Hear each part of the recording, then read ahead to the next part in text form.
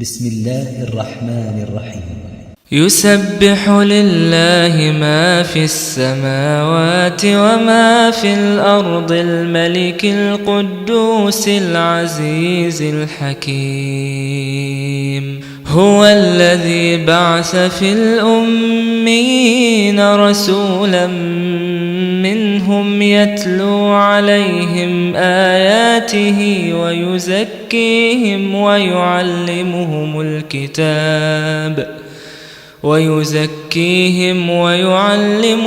الكتاب والحكمة وإن كانوا من قبل لفي ضلال مبين. وآخرين منهم لما يلحقوا بهم وهو العزيز الحكيم. ذلك فضل الله يؤتيه من يشاء والله ذو الفضل العظيم. مثل الذين حملوا التوراة ثم لم يحملوها كمثل الحمار يحمل أسفارا بئس مثل القوم الذين كذبوا بآيات الله والله لا يهدي القوم الظالمين. قل يا أيها الذين هادوا إن زعمتم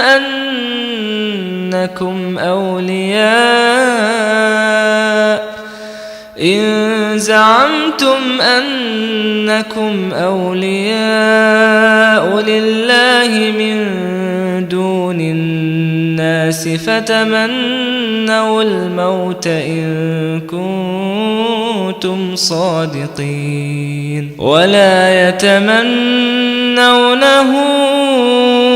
أبدا بما قدمت أيديهم والله عليم بالظالمين.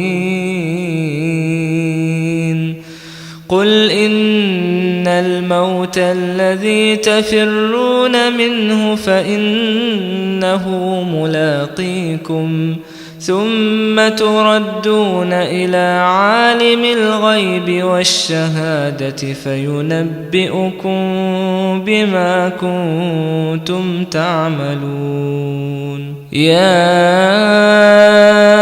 أيها الذين آمنوا إذا نودي للصلاة من يوم الجمعة فاسعوا إلى ذكر الله وذروا البيع ذلكم خير لكم إن كنتم تعلمون.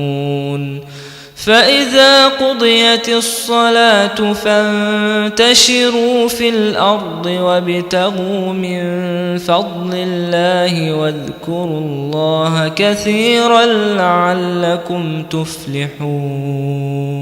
وإذا رأوا تجارة أو لهوا انفضوا إليها وتركوك قائما قل ما عند الله خير من اللهو ومن التجارة والله خير الرازقين.